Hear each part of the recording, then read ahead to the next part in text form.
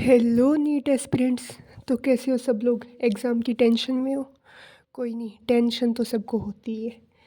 तो चलो हम नीट के एग्ज़ाम में तुक्का लगाना सीखते हैं। तुम लोग को पता था नीट में तुक्का भी लगता है? कोई नहीं, मैं बता रही हूँ, तुम्हें तो नहीं पता होगा।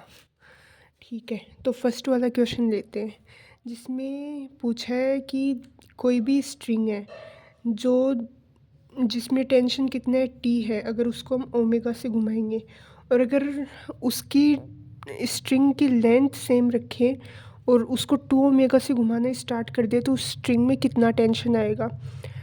तो अगर हम स्पीड तेज़ कर देंगे उसे घुमाने की तो टेंशन तो ऑफकोर्स ज़्यादा ही आएगा, कम तो होगा नहीं।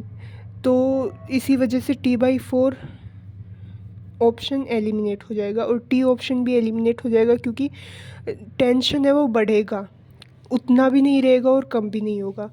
अब तो अपने दो ऑप्शन तो एलिमिनेट हो गए, अब ये दो ऑप्शन बचे। अगर आप इन दोनों ऑप्शन में देखें तो ये 4 यहाँ पे और ये 4 यहाँ पे, ये कॉमन आ रहा है। अगर किसी भी क्वेश्चन के ऑप्शंस में ऐसा हो कि एक तो x दे रखा हो और एक 1/x दे रखा हो, तो ज़्यादा प्रोबेबिलिटी होती है कि इन दोनों में से कोई एक आंसर होगा। तो अपन ने ये वाला तो एलिमिनेट कर ही दिया, तो प्रोबेबिलिटी 4t की सबसे ज़्यादा होगी इसमें आंसर होने की। तो आपको अगर ये वाला क्वेश्चन नहीं आता और आपको इसमें तुक्का मारना है तो आप 40 तुक्का मार सकते हो। और तुक्का मारना कोई गलत नहीं है, वो भी नीट जैसे एग्ज़ाम में जहाँ पे मार्किंग पैटर्न +4 और -1 होता है। तो अगर आप मैंने यहाँ पे 4 क्वेश्चन लिए हैं, 2 इधर और 2 इधर, और जिसमें से थर्ड वाला तो एकदम बढ़िया क्वेश्चन है। अगर आप उसमें तुक्का मारना सीख गए तो मतलब मज़ा ही आ जाएगा आप लोगों को। मिस मत करना वरना बहुत पछताओगे। तो अब +4 और -1 मार्किंग पैटर्न है इसका। अगर आपने, जैसे मैंने यहाँ पे 4 क्वेश्चन लिए, तो आपने भी किसी 4 क्वेश्चन में अगर तुक्के मारे, उनमें से अगर 2 सही हुए और 2 गलत हुए, अगर ऐसे 2-2 ऑप्शन एलिमिनेट करके, और ज़्यादा भी सही हो सकते हैं, मैं जस्ट एक प्रोबेबिलिटी से देख रही हूँ कि अगर 2 सही हुए 2 गलत हुए, तो यहाँ पे आपने आपके 8 नंबर आए और यहाँ से -2, तो टोटल आपके +6 मार्क्स आए। जिन क्वेश्चंस में आपके 0 मार्क्स आ रहे थे उनमें आपने +6 मार्क्स लेके आ गए। तो आप जितनी नॉलेज में थे उतनी नॉलेज ही है आपकी अभी, और किसी और इंसान की भी अगर उतनी नॉलेज है लेकिन वो तुक्के नहीं मारता है तो आप उससे 6 नंबर एक्स्ट्रा लेके आ चुके हो। ऐसे ही इन एग्ज़ाम्स में अगर हम लोग एक एक नंबर भी मतलब ऐसे चूसना पड़ता है एग्ज़ाम से, क्वेश्चन से, कि कैसे भी निकाल ले। तो चलिए ठीक है, सेकंड वाला क्वेश्चन अपन देखते हैं। ये कोई भी सोलेनोइड है, ये फर्स्ट वाला है, ये सेकंड वाला है, ये बार मैग्नेट है। अब इसको v वेलोसिटी से इस सोलेनोइड की तरफ लेके जा रहे हैं। तो इसमें ये पूछा है कि जो इंड्यूस्ड करंट होगा उसकी डायरेक्शन किधर होगी। तो अब आपको इतना तो पता होगा ही कि अगर ये एक से दूर जा रहा है और दूसरे के पास जा रहा है तो इन दोनों में डायरेक्शन है वो अपोजिट होगी। तो कैसे भी हो सकती है, ए से बी और डी से सी, ये भी हो सकता है, और बी से ए और सी से डी, ये भी हो सकता है। दोनों की डायरेक्शन अपोजिट होगी। तो इसमें जिस ऑप्शन में दोनों की डायरेक्शन सेम दे रखी है ना, वो ऑप्शन एलिमिनेट कर दो सबसे पहले तो कौन से में दे रखी है इन दोनों की डायरेक्शन सेम? ए से बी और डी से सी, ए से बी और डी से सी, इसमें तो अपोजिट दे रखी है। इसमें बी से ए, बी से ए और सी से डी,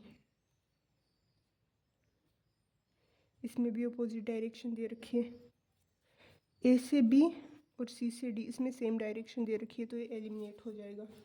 अब इस वाले में बी से ए और डी से सी, इसमें भी सेम डायरेक्शन दे रखी है तो ये भी एलिमिनेट हो जाएगा।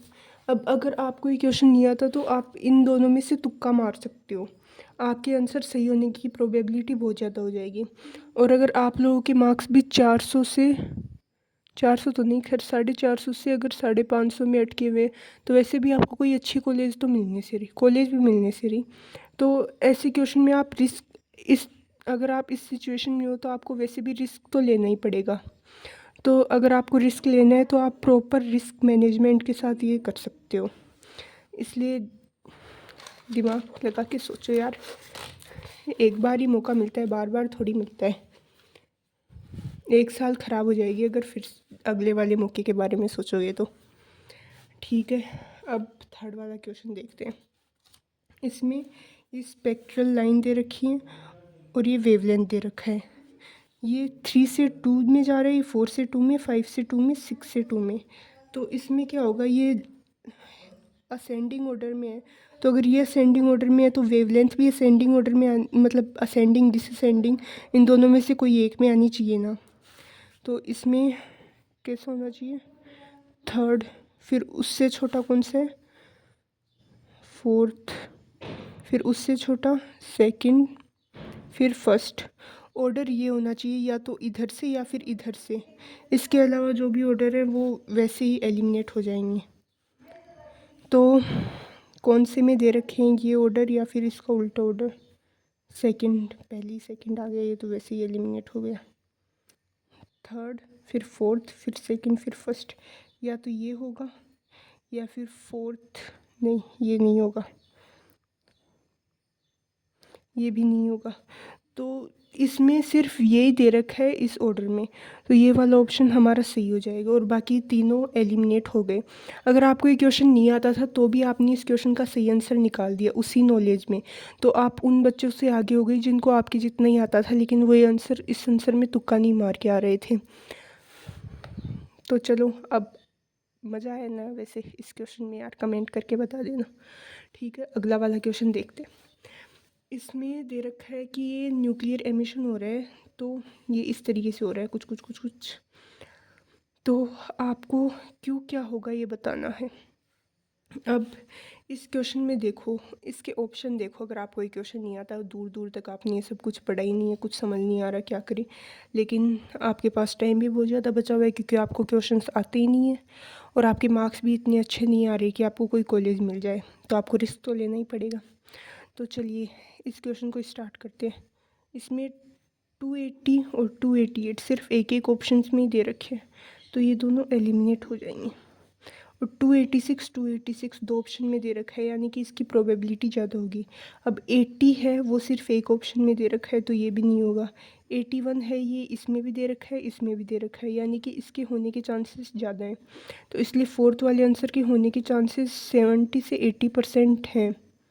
ये नहीं कह रही कि 100% हर टाइम ऐसे ही जो होगा वही आंसर होगा, लेकिन अगर अपने को नहीं आता और अपने मार्क्स भी अच्छे नहीं आ रहे तो रिस्क तो लेना ही पड़ेगा।